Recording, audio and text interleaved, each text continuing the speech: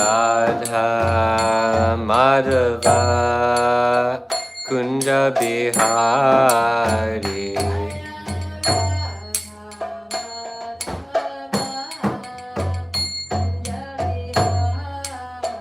Jaya Radha Madhava Kunja Bihari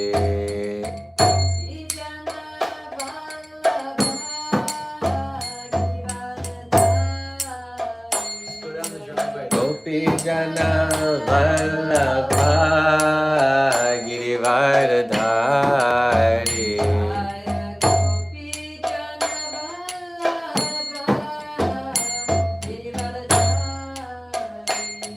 Gopi Jana Vallabha Girivardhari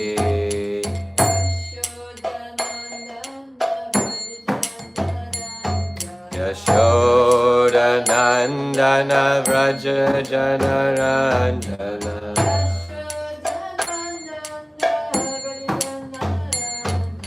Yashoda Nandana Vraja Jana Ranjana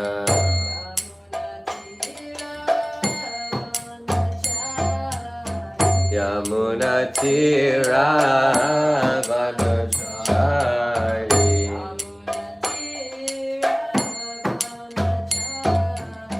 Yamuna Tira Vanachari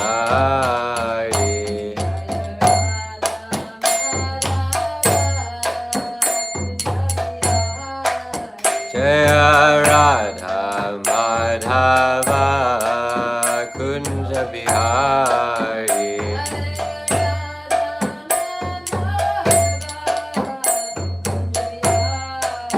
Jaya Radha Madhava Kunja Bihari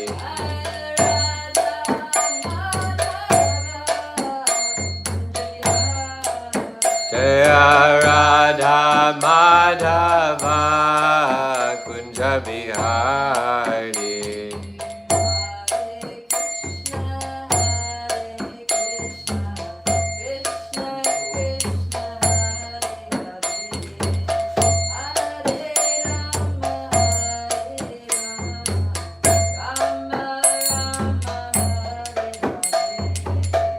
Hare Krishna, Hare Krishna, Krishna Krishna, Hare Hare, Hare Rama, Hare Rama, Rama Rama, Hare Hare.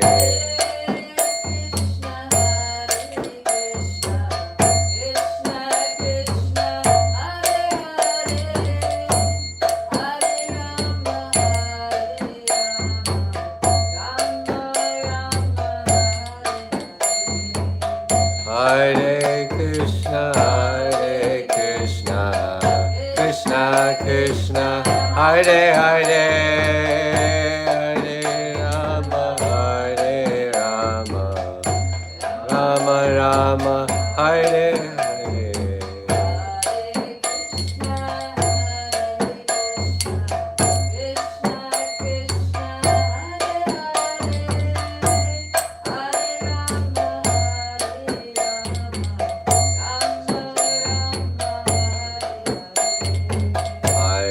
Krishna, Hare Krishna, Krishna Krishna, Hare Hare, Hare Rama, Hare Rama, Rama Rama, Hare Hare.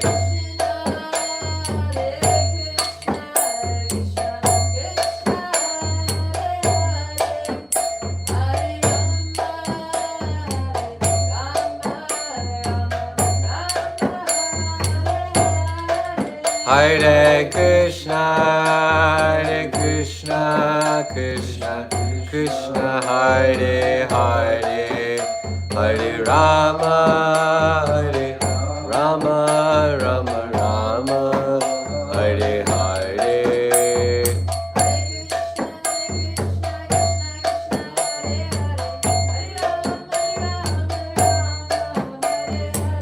Hare Krishna, Hare Krishna, Krishna Krishna, Hare Hare, Hare Ram, Ram Ram, Hare Hare.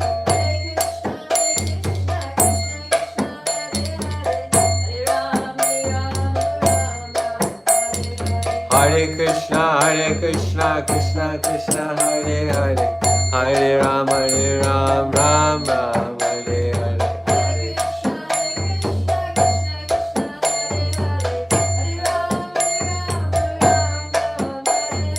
Hare Krishna, Krishna Krishna, Hare Hare, Hare Ram, Ram Ram, Hare Hare.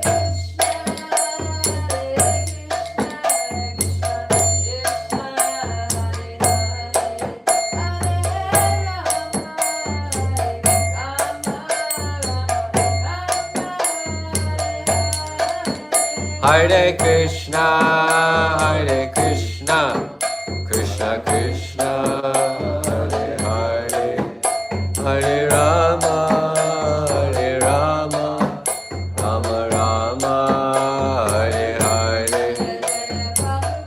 Prabhupada,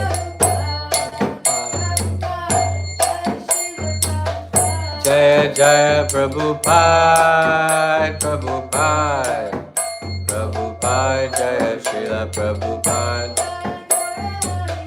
Hari Bol, Nitai Gaur, Nitai Gaura, Hari Bol, Hari Bol, Hari Bol, Gaura, Hari Bol.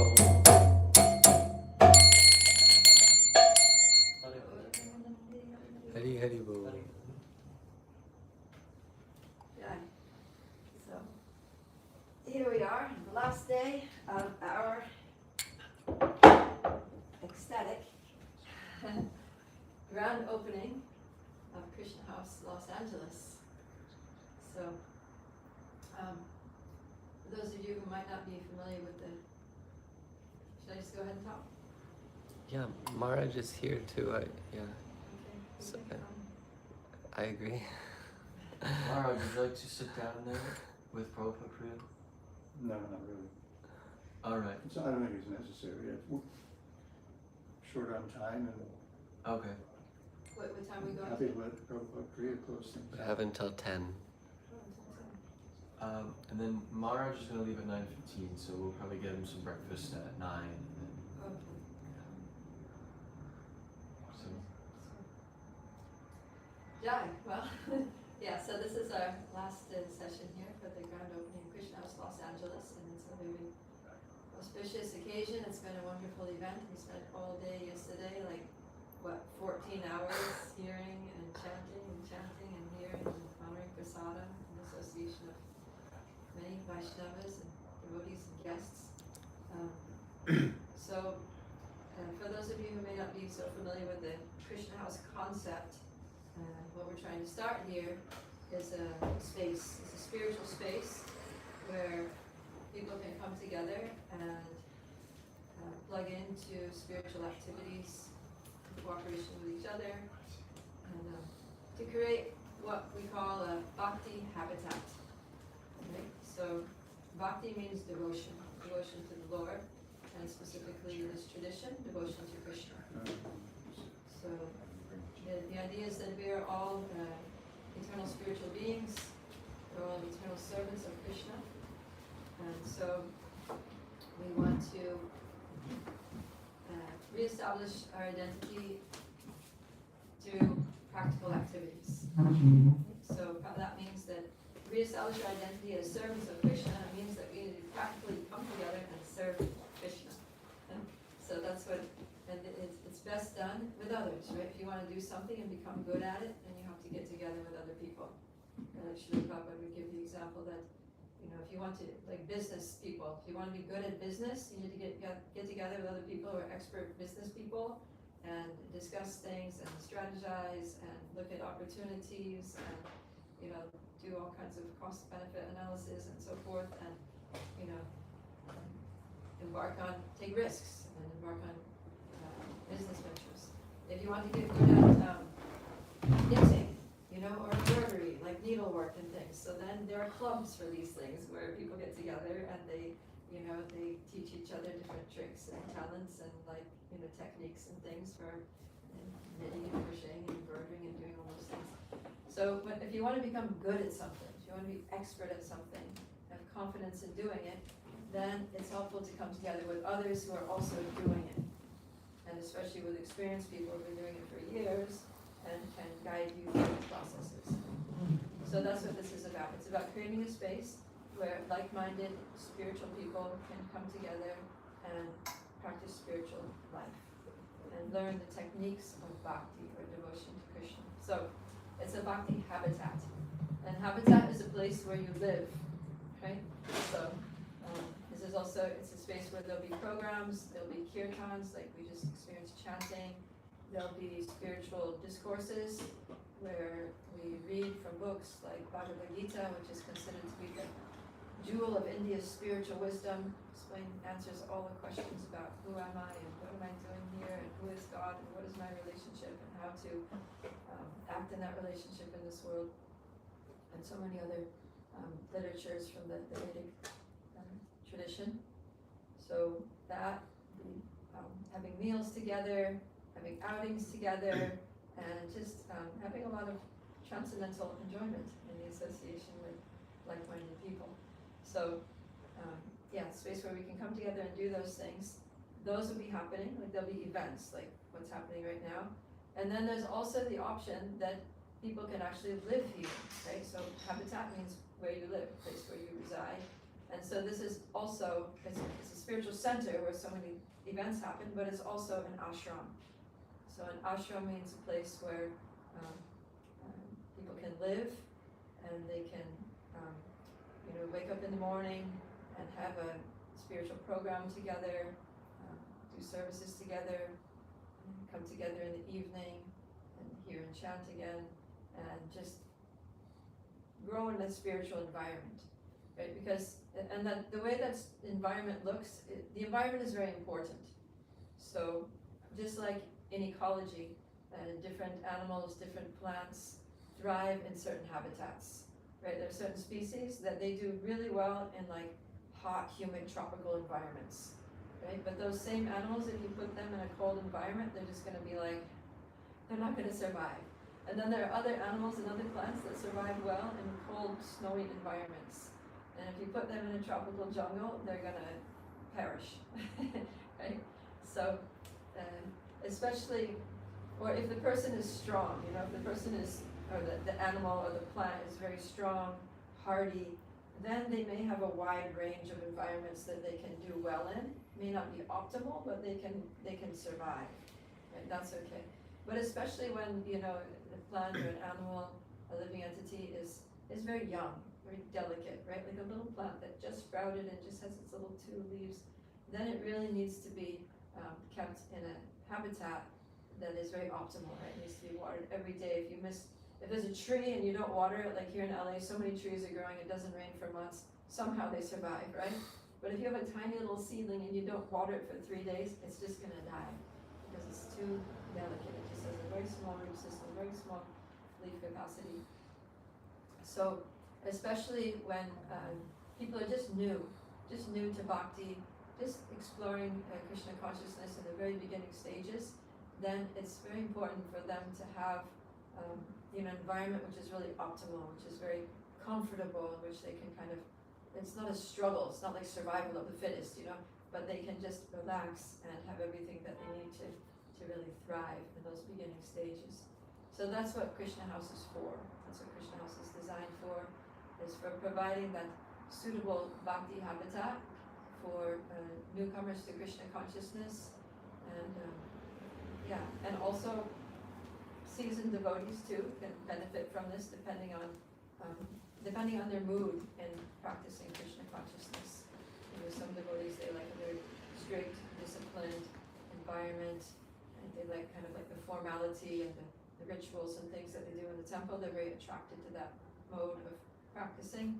And then other devotees, they like more of a homey, comfortable setting where you just sit on the sofa and relax and you talk about Krishna, you go for a walk, you go to the botanical gardens, you maybe chat around a bonfire in the backyard or something. more kind of laid back, you know, sort of, I don't know, sort of social and easygoing. Not that it's watered down in terms of the bhakti, in terms of the devotion of the Krishna conscious practice, but just the mood is a different vibe, right? So everybody thrives in a particular vibe that resonates with them. And so Krishna, if you go to the temple in Los Angeles, there'll be one mood, the ISKCON temple. You come here, there's going to be another mood. So you just gravitate towards whatever mood, whichever habitat you do best in, right? And that's part of what it means to be a devotee, is that we're constantly gauging and navigating ourselves through our lives on the basis of what's most favorable for our Krishna consciousness. And we're advised to accept what's favorable for our bhakti and reject what's unfavorable.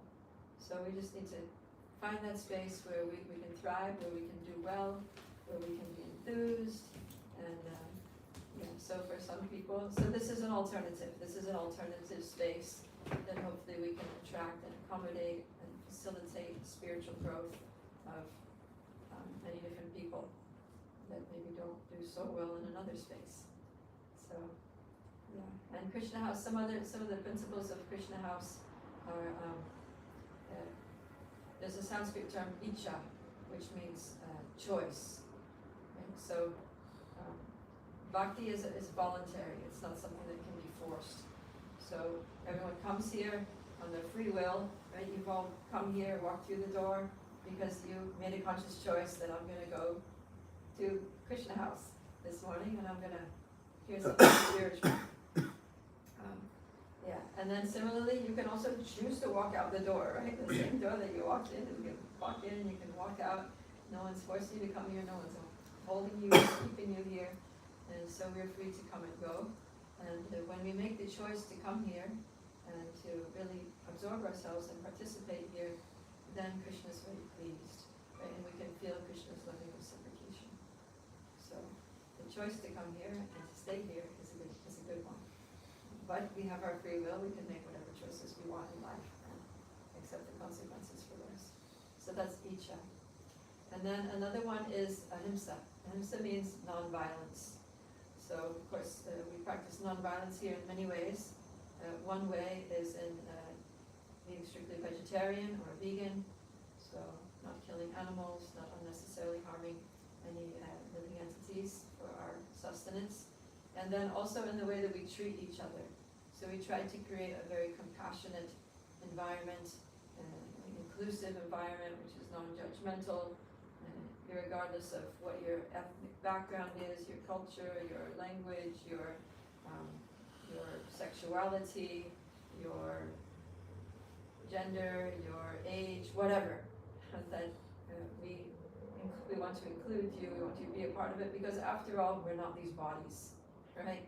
So I am not what I look like, I may look like a white American middle-aged woman, but that's not me. Right? So, I'm the soul inside the body. And as spiritual seekers, we're really trying to seek that understanding. We're trying to realize that and understand ourselves to be the souls within the body, and to see everybody else as souls within the body, and to not judge according to the externals. And the more we do that, the more we can be compassionate. We can have empathy for each other as eternal spiritual beings, and we can celebrate unity and diversity, right? That yes, we're happy that people from diverse backgrounds and races and genders and ages and everybody's coming here, and they're coming here for a unified purpose, right? To understand ourselves as spiritual beings, to learn how to practice spiritual life. And so that's what we have in common. That's why we're all here, and that's very beautiful. That's very wonderful.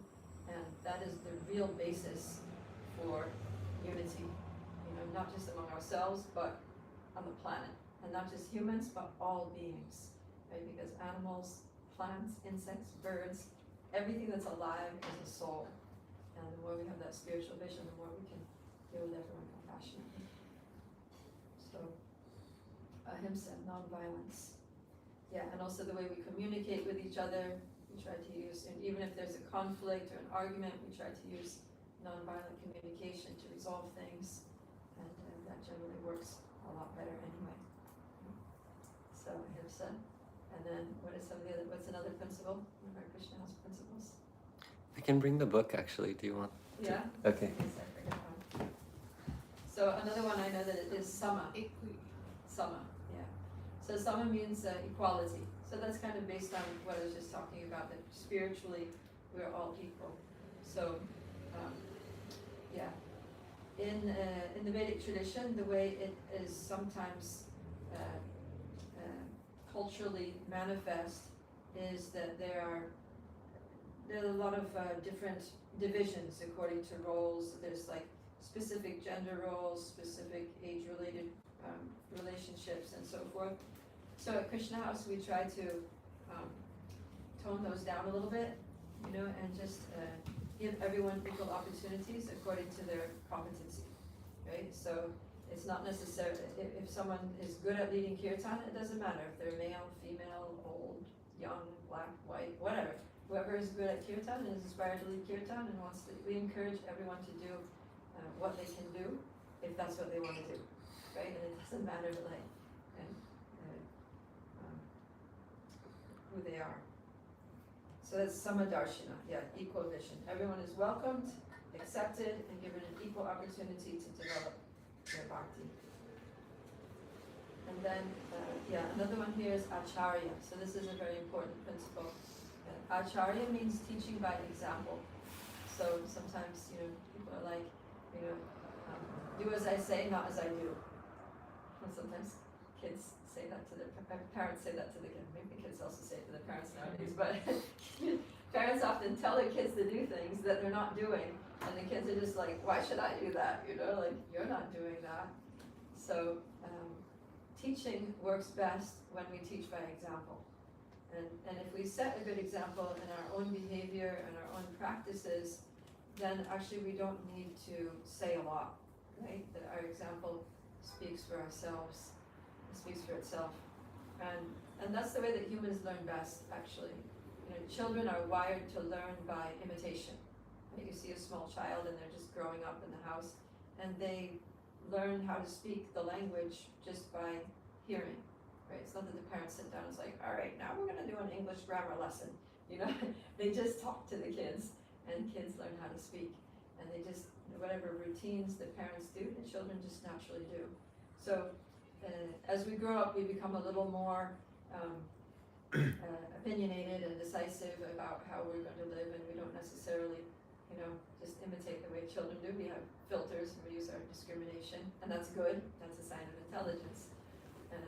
And when we come to a new habitat, a bhakti habitat, where we're learning techniques of spiritual life, then it helps to get into that kind of childlike mode again.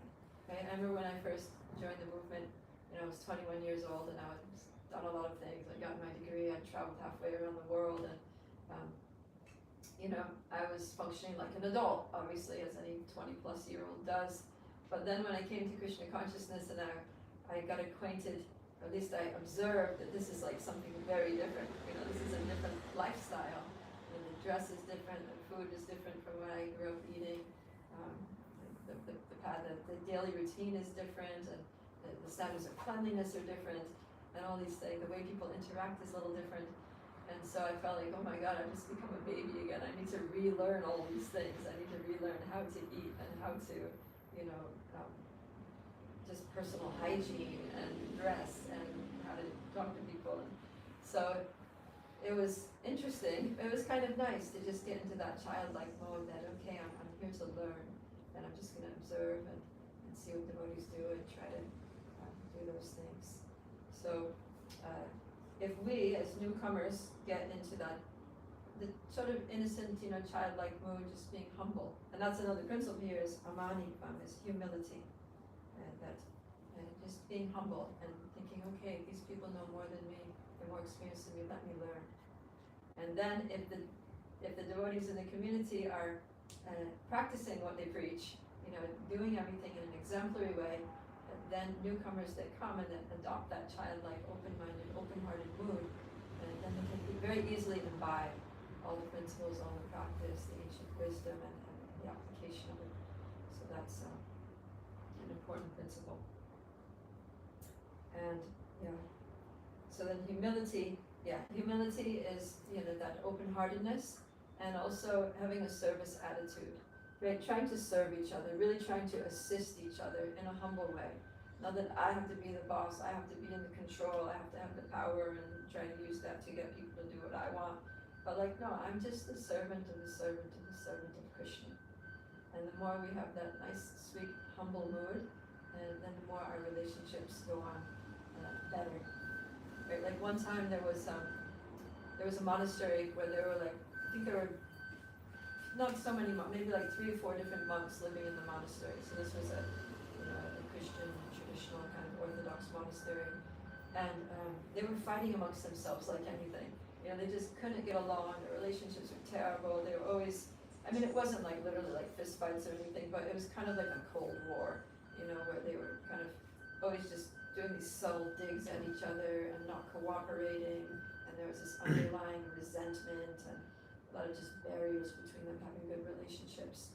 So this was going on for a long time, and to the extent that visitors to the monastery stopped coming, because they would come and they would just sense this underlying, bitterness and things, and think, well, this doesn't seem spiritual. I came here for peace and for love and for happiness and harmony, and I'm just not feeling it, and with these monks. So the attendance was going down, the financial support was going down, everything was just going down the tubes, and so they were worried that the monastery was going to actually close. So then one day this visiting monk came from another monastery, and he was a senior person, he was very respected, and so they had a meeting, and one of the monks from that monastery said, can we ask your advice on something? He said, sure, I'm here to help. He said, well, we're just having a really bad time here with our relationships amongst ourselves are so difficult, and it's just destroying everything. What can we do to get along better? And so this senior visiting monk said, well, I'll tell you one thing. You may not be aware of this, and I guess you're not, considering how things are going here, but one of you is the next Messiah. He just kind of dropped that, And then, so they all immediately started looking at each other like, oh. And they all knew, like knowing themselves, like being monks and being introspective, they all knew it wasn't themselves. But they didn't know which one of the other 3 it was. But they're thinking, oh, it's one of them.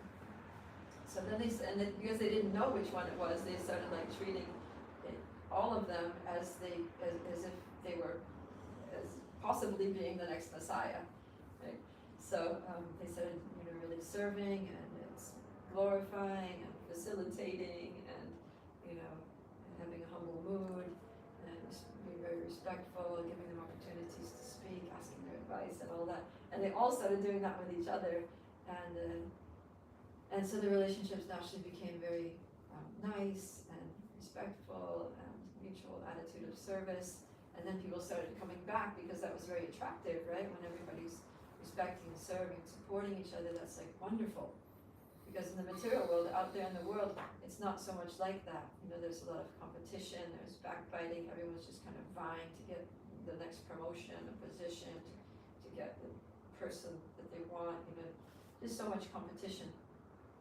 They say it's a dog-eat-dog world. So when people come to an atmosphere where people are humble, where they're trying to serve each other, where they're dealing respectfully, mutual respect, then that's attractive. So we want to have that humble attitude of quietly serving each other, with the goal of making the other person happy and not expecting anything in return.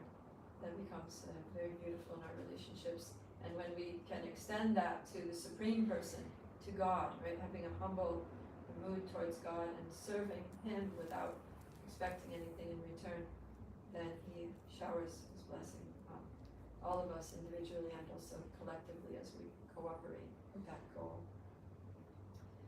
Then the last one here is priti, which means affection. And this is related to that at Krishna House we try to, we're all spiritual sparks that have emanated from the blazing fire of Krishna. We're all drops that have sprinkled out of the great, vast, unlimited ocean of Krishna. So we're all his parts and parcels. We all have an eternal relationship with the Lord. As I say, they're cut from the same fabric. We're like children of God. And so God, or Krishna, loves us immensely. He loves us unconditionally and eternally. And he wants us to love each other. And the more we see each other as spirit souls, the more we see each other as dear to the Supreme Person, and then we, in trying to develop our relationship with the Supreme Person, are also going to want to deal with each other with love and affection. So, and that sometimes requires tolerance, right? Just like parents love their children, but sometimes the children are mischievous, or they, do a lot of dumb things, and they do things that make the parents potentially angry. But parents, if they love their children, they're going to be tolerant. Of course, they're going to, enforce it. They're going to use some discipline, right? But with love. So as we grow together in Krishna consciousness, we want to grow with love and deal with each other very affectionately, very compassionately, because it's not easy trying to live a spiritual life in the material world, right? And especially when we take up the processes of bhakti, then there's a lot of purification that comes from that. So it's kind of like, when you're cleaning your room. So you walk into your room and you might think, that's not that bad, the floor's pretty much clear and stuff's not too bad. But then you're like, well, whatever, I'm just gonna, let's say every Sunday is your cleaning day. So the room's not looking too bad, but it's Sunday, so let me just clean. And then once you start cleaning, it's like you're sweeping under the bed and all these huge dust bunnies and hairballs, and then you go in the corner and there's like spider webs, there's like a dead cockroach or something. And you didn't see any of those things before you started cleaning, but as soon as you start cleaning, it's like, all these things start appearing. You're like, I'm glad I cleaned. I didn't want to sleep with that dead cockroach behind my bed for another week. So when we start the processes of bhakti, it's very purifying and it cleans the heart. So when we first come, we might think, my life's pretty good. I'm a good person. I'm nice, I'm kind, I've got friends. But when we start practicing bhakti, then it starts, the skeletons start coming out of the closet, all the dust bunnies and hairballs and spider webs and things start, in the form of, the deep-rooted attachments of lust and greed and anger and envy and pride and illusion and different forms of ignorance and things that are there that we're harboring, and we've been harboring for lifetimes that we weren't aware of. We start to recognize and think, oh wow, I got some work to do, right? And it's not easy to face those things, right? It's easy to see the faults of others, right? That we can deal with, and we're quite happy sometimes to see the faults of others and criticize others, but it's hard to see the faults in ourselves and to actually be self-critical and roll up our sleeves and do that work to improve ourselves, right? To grow and to work through these unwanted things in our hearts and purify them. But the good news is that the process of bhakti are very powerful, and if we just keep doing them, as those things manifest, as those, sort of the dark side of our consciousness comes up, we just keep chanting Hare Krishna, we just keep hearing scripture, we just keep serving together, and those things get removed by the grace of Krishna. So everything will be good in the end. They say that in Krishna consciousness, it's always a happy ending. So if you're not happy, that means it's not over yet. Just keep going. It's going to be happy in the end. So those are the 6 Krishna House principles, and they all come from the Bhagavad Gita. They're all these Sanskrit words here of Samadarshina, Icha, Ahimsa, Acharya, Amitya, and Kriti. And they all were spoken by Krishna in the Bhagavad Gita, and they're principles that he values and he becomes very pleased by. So when we observe these principles, then Krishna's happy, and when Krishna's happy, then we're going to be happy. So and Krishna House, another thing about Krishna House is that we try to have a culture of sharing Krishna consciousness. So it's a place where we can come together, feel comfortable, be at home, practice our spiritual lives, grow together, and also to share, to reach out to others. So by Krishna's grace, we have this nice facility here, which is just, you know, a short walk from UCLA campus. And so part of what the devotees here want to do is to be engaged in outreach to the local student community, go to campus, and there's a food truck there already, which has some information about the house here and programs here. And the more devotees can get together and go to campus and just talk to students and share transcendental books with them and invite them to our programs, then that's good, because when something is really good, you want to share it, right? You want everyone to experience it. And Krishna consciousness is the best thing in this material world or anywhere. So we've got a wonderful thing. We want to share it. We want to. We've experienced joy. We've experienced bliss and satisfaction from this process, and we want to also make others happy. So, yeah. So to welcome everyone to this great project, this beautiful initiative. Try to be engaged as much as you can in the activities here. Support the community here. We have 4 illustrious young men living here: Vrindavan Nathavar Prabhu, Jagannath Chaitanya Prabhu, Bhakti Josh, and Jagat Trata Prabhu. So they're going to be sort of the pillars here of maintaining the house, and there's space here for at least a few more to join the residents, or there's of course always space to come and just plug in and be a part of it. So just be here as much as you can and take full advantage of this. Krishna House LA. Ki jai. Would anyone like to add anything or? Thank you. Thank you. Hare Krishna. Hare Krishna. Good morning. Good morning. What's your name? Andrew. Andrew. Thanks for being here.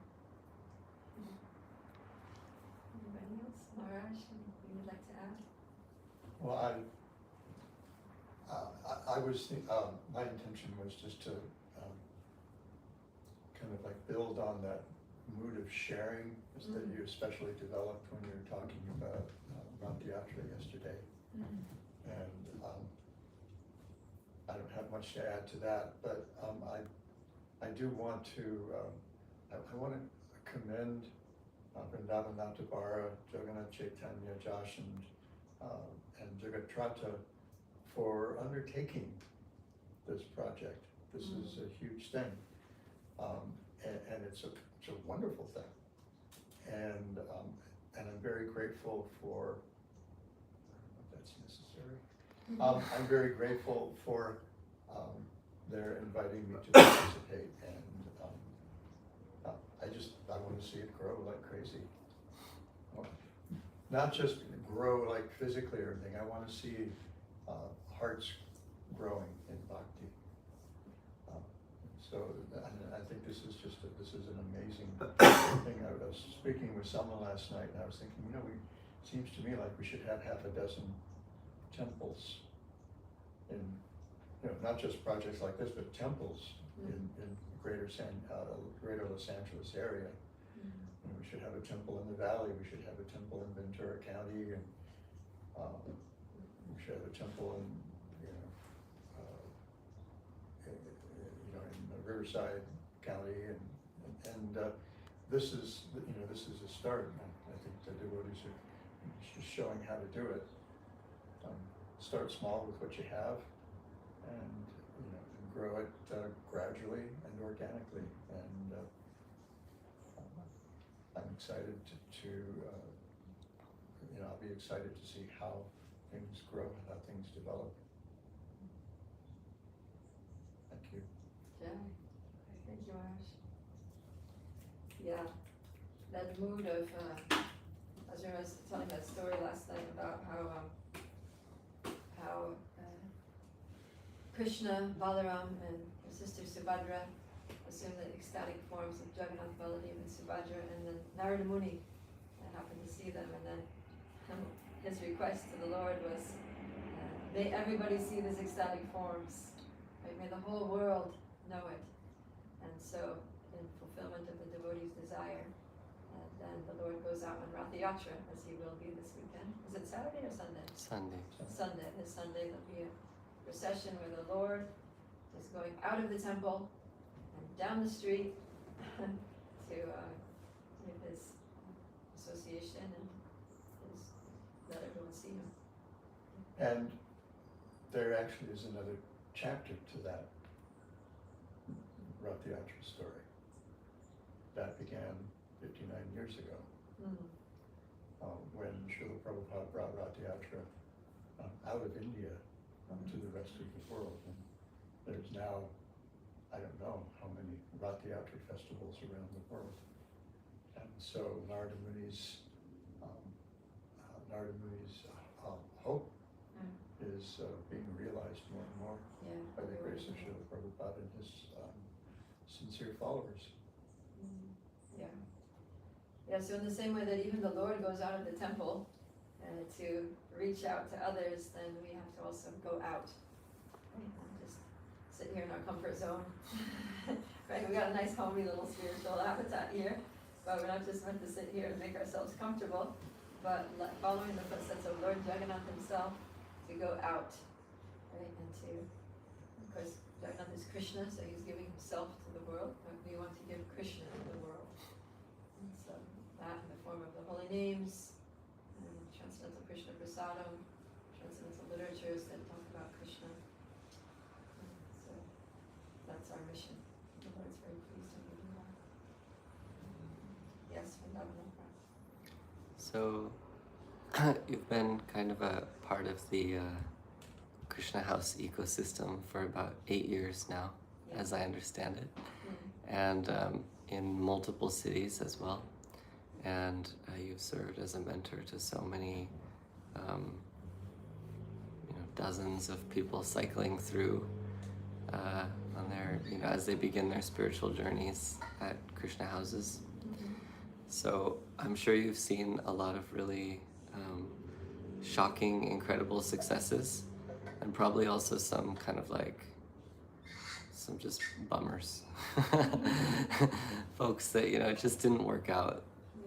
And so I'm just curious, without making it too personal, but just in a broad sense, what are the qualities that you've noticed, or the particular patterns you've noticed for those who really, really succeeded coming out of, coming into, through, and then out of a Krishna house as great devotees?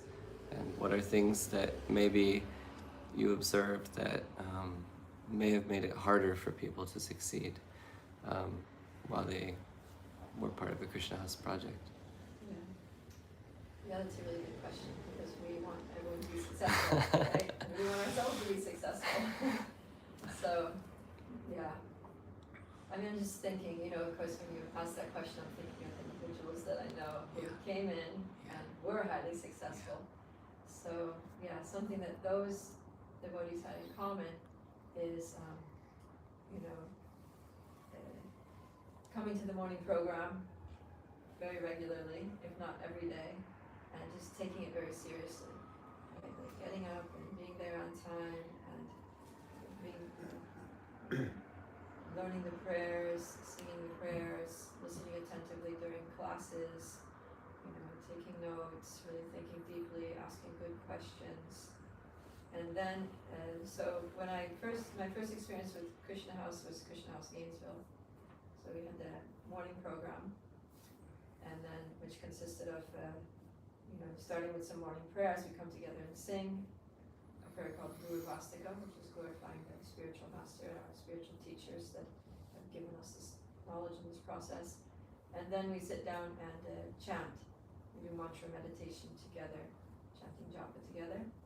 And then after that, again, we worship Srila Prabhupada, our founder Acharya, express our gratitude to him, pray to him for his continued mercy, And then we have a class on the Srimad Bhagavatam. So one person reads the verses and speaks, and then there's discussion, questions and answers, and then breakfast. So that was the morning program. So the morning program is, it's packed with these little different aspects, right? There's kirtan where we sing together. There's japa where we do silent, soft meditation together. There's discussion, spiritual topics, and then devotees who really plug into that very seriously, attend it, as a regular daily function, and are very absorbed in it, right? Like when they're singing, they're really meditating on the meaning of the meaning of the lyrics that they're saying. They're singing very prayerfully from the heart. When they're chanting japa, they're chanting with absorption. They're just sitting down, they're not wandering off and doing something else. They're not like, every 2 minutes looking at their phone to see what the latest, whatever is happening on social media. They're not, planning their day or out in the hall talking. They're just like there. They're just focused, chanting japa.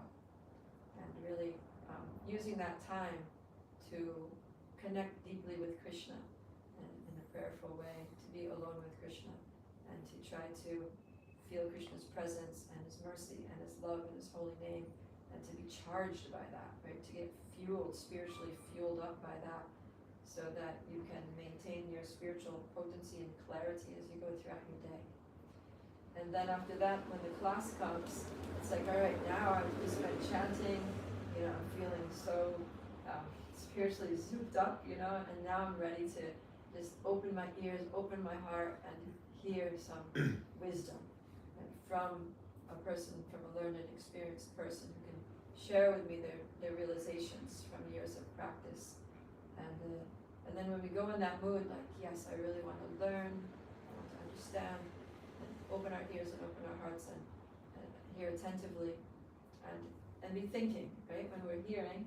So when we hear something from scripture, we don't hear blindly, right? We engage our intelligence.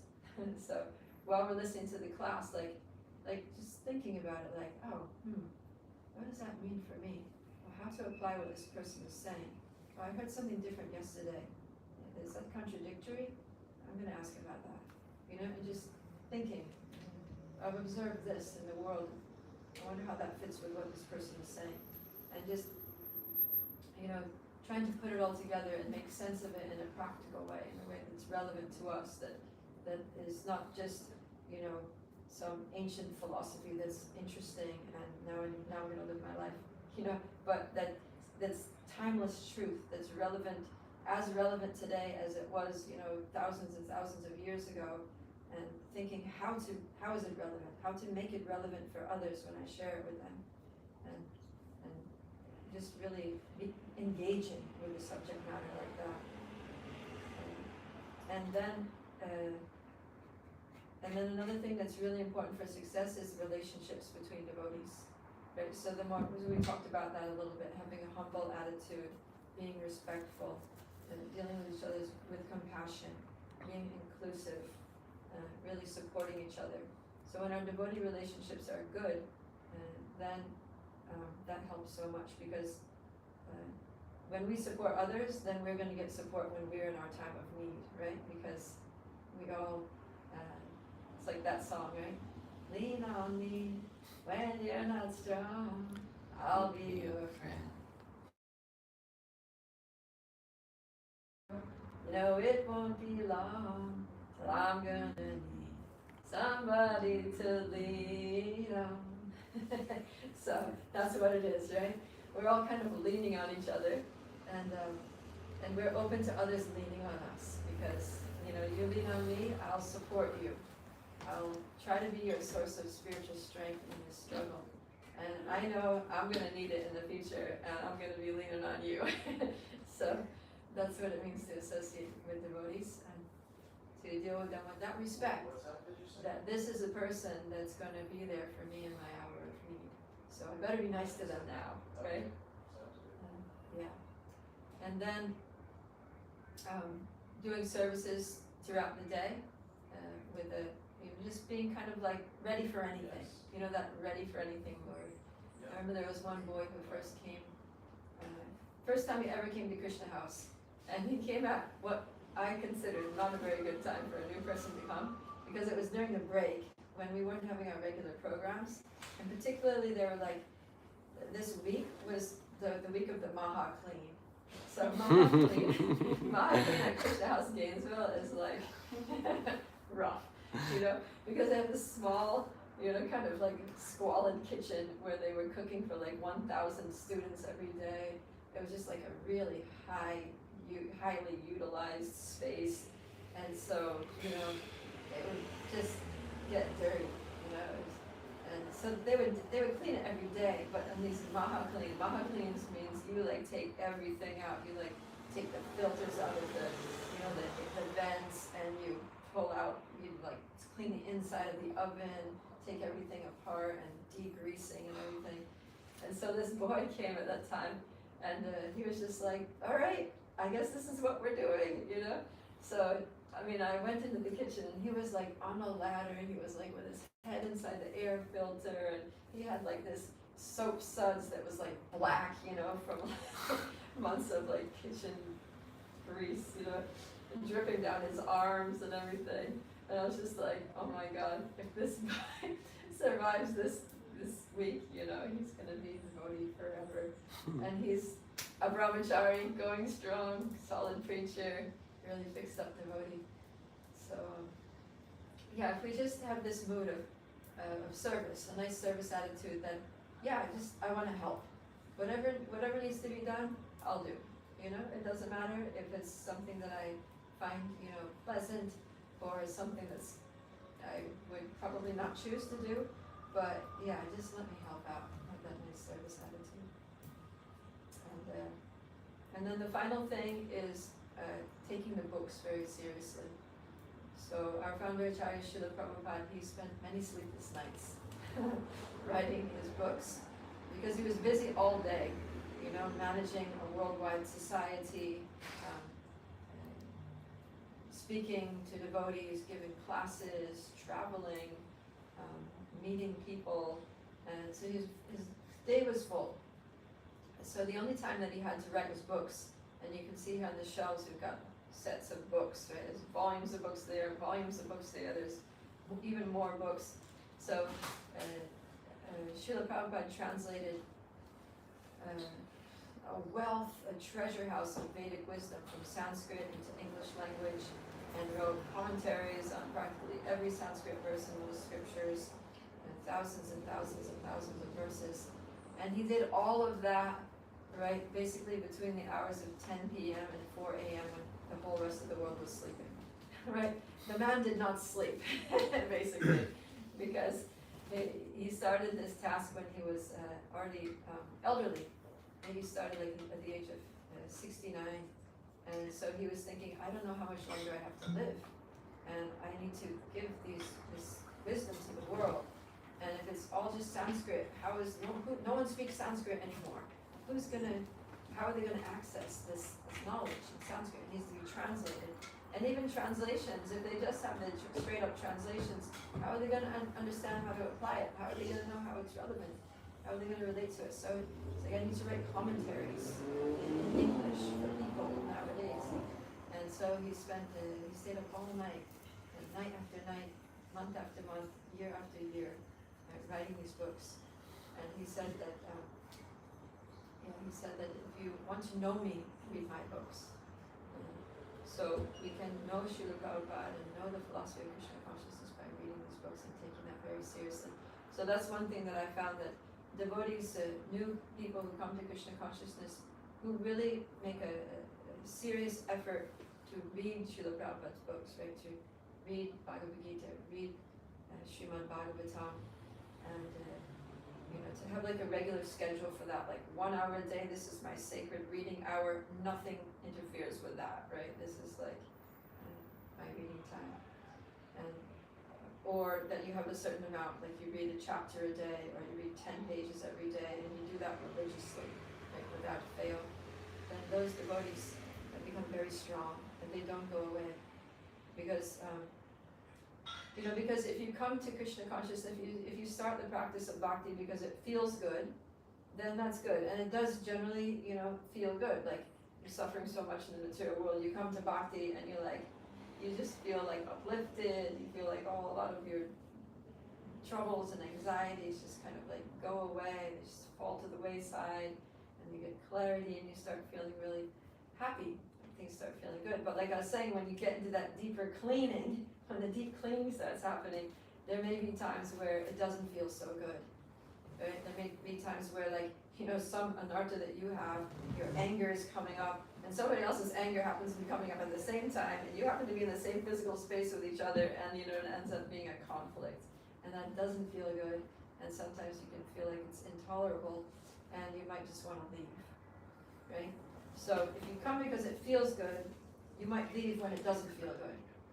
But if you come because it feels good, and then you start really studying the book seriously, then you get this very solid philosophical, theological foundation for what we're doing, and you understand what's happening. You know why it's not feeling good, but you know that this not feeling good is also good, right? It's just like if you have some I don't know, if you have like liver cancer or something, so and then you go to the hospital and you need to get surgery, so that doesn't feel good, right? Being in the hospital and getting cut open and getting like a chunk of your liver cut out and stuff, that doesn't feel good. And even after the surgery, it might not feel good for weeks after while you're recovering and the healing is going on. But that surgery was necessary because otherwise you were going to die, right? So when the purification is happening, it doesn't feel good. But if we understand what's happening, why it's happening, how it's happening, and what the benefits are of this experience, then we're going to be able to tolerate it and persevere and keep going. So, yeah, that scriptural foundation, theological, philosophical foundation is very, very important. If we have that very strong, then basically we become unshakable. So those are some of the things, right? The solid morning program, taking it very seriously, doing it with absorption, having good devotee relationships, having a nice service attitude. I'll roll up my sleeves and do anything that's required for the pleasure of Krishna devotees. And then studying the scriptures very seriously. We can do those things, then we're going to be set. You know, we're going to very quickly be fixed up devotees and be able to keep this going for a lifetime. Okay. Nice. Thank you. I remember when I first joined, that was one thing that my spiritual mentor, he really emphasized, was reading the books. And he told me, just set aside an hour a day. So I did that, and he recommended that I read out loud. So I started doing that. I would just go, whether I would go to the library if it was free, or there was a library in the temple where I was living, or just in the ashram. But the good thing about reading out loud was, one thing is that you're engaging more of it's more of an active thing. So I would sit there, and I was reading this book, Srimad Bhagavatam. I was just sitting there and reading a verse, reading the purport, reading another verse, reading the purport. So you're reading, so you're not only your eyes and your mind are engaged, but your ears are also engaged. And the sound vibration of these books is transcendental sound. It's not ordinary sound. So even if it's your own voice reading these scriptures, it's transcendental sound vibration that goes into the ears and actually purifies the heart. It causes a transformation of the heart and the mind, which is very, very elevating. So that's good. And another good thing about reading out loud is that when someone walks into the room, some random, devotee or somebody walks into the room, they don't just start talking to you because they see that you're doing something, right? They hear that you're doing something. So if you're just sitting there looking at a book, somebody walks in and they'll talk to you because, from their point of view, they don't really see much going on, right? You're just like sitting there staring at a book. Where, of course, you're reading and your mind is engaged, but they don't see that. But if you're reading out loud, then they're like, oh, okay, this person's reading. It's like, I can't just interrupt them. Just like if someone's talking, you're not going to interrupt them. You wait till they stop, right? So if you're talking, you're reading, and talking, then they won't interrupt you. So that was also a good saving grace, safeguarded by sacred reading hour, was reading out loud. And also it benefits others, right? When we chant out loud in kirtan and japa, so we're supposed to chant audibly, right? Because it benefits not just us, but the holy name goes out into the ether, right? Sound is a vibration, it's a wave. So it comes out from our breath, through our vocal cords, and it makes a vibration that goes out into the world, and it affects, all living beings, all the microorganisms in our environment by the millions, other people, animals, plants, grass, tree, like everything, the fly that's flying around, they're all getting benefited by the transcendental vibration of the names, by Krishna mantra, reading scriptures. So that's all not only beneficial for ourselves, but anybody within earshot. Those sound waves.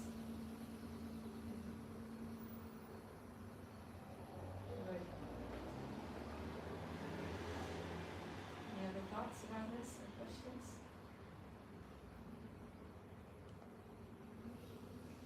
So Krishna consciousness is a great process. It's an ancient tradition it's not a new thing, right? Sometimes people think that Hare Krishnas is a new religious movement or it's some kind of cult or something. It's actually a very, very ancient tradition that goes back since time immemorial. Right? Sometimes we say 5,000 years because that's when Krishna appeared and spoke the Bhagavad Gita, and so his teachings have been extant and practiced in the world since then. But even before, like in the Bhagavad Gita, Krishna says, this 5,000 years ago when he spoke the Bhagavad Gita, he says, yeah, I spoke this same knowledge millions of years ago to the sun god on the sun planet, and so this knowledge. So this is not just a small thing that started at some time on this planet, but it's a tradition, it's a practice, it's a philosophy, it's a spiritual culture that's been lived, eternally, since the beginning of time, before the beginning of time. Not only on this planet, but on other planets. It's not just something that came from India and got imported, like it was imported from the spiritual world to India. And then from there it spread around this planet by the potency of the purity of Srila Prabhupada. So this is something very big, and it's called Sanatana Dharma, which means eternal Dharma. And Dharma is not, sometimes that word Dharma gets translated as religion. So Prabhupada said that's not a good translation, because religion is something that can change, right? You can be religious and then you can decide to not be religious anymore, or you can align yourself with one religion and then you can change your religion, right? So religion is something that's temporary, that it changes, but Dharma is not temporary. Dharma is the eternal nature of the soul, and that nature of the soul is to serve, and particularly to serve God. And serving God means serving everyone, because everyone is a part of God. It's an energetic, small expansion of God. So that's Sanatana Dharma. That's the eternal tradition, and we are all part of that. It's not limited to any nationality, any race, any planet, any universe. Right? This is the eternal function of every living being everywhere, in all times, places, and circumstances. So this is what we're doing here. And that's why it feels good, right? Is because it's who we are. It's like taking a fish and putting it back into water. As long as the fish is out of water, it's going to suffer. No matter how you try to make it comfortable, you can give it a nice glass of lemonade, you can give Mr. Fish a nice beautiful female fish, you can give it a reclining beach chair. He's not going to be happy with anything because he's out of the water. So in the material world, we're trying to be happy in so many ways, and we're just getting frustrated and disappointed, right? But we get a little bit of pleasure here and there, but it's not enough to really deeply, permanently satisfy our need for happiness, our longing for eternal, unlimited happiness. But when we, spiritual beings, get put back into spiritual environment, then it's like, wow, I can swim. I can be myself, right? And that's where that happiness, the joy comes. It's like, wow, I finally found my real place. So this Bhakti Habitat, this Krishna House is like a little, like a pool of water, spiritual pool. It's like a spiritual aquarium where every little fish can swim, you know, and then we can swim all the way back to the huge ocean of the spiritual world, where Krishna lives eternally in full knowledge and bliss, and we all have a loving relationship with him there. And that's where we're going. Wonderful. Okay. Shall we have a couple minutes of kirtan before we have breakfast? Yeah, let's do a little kirtan.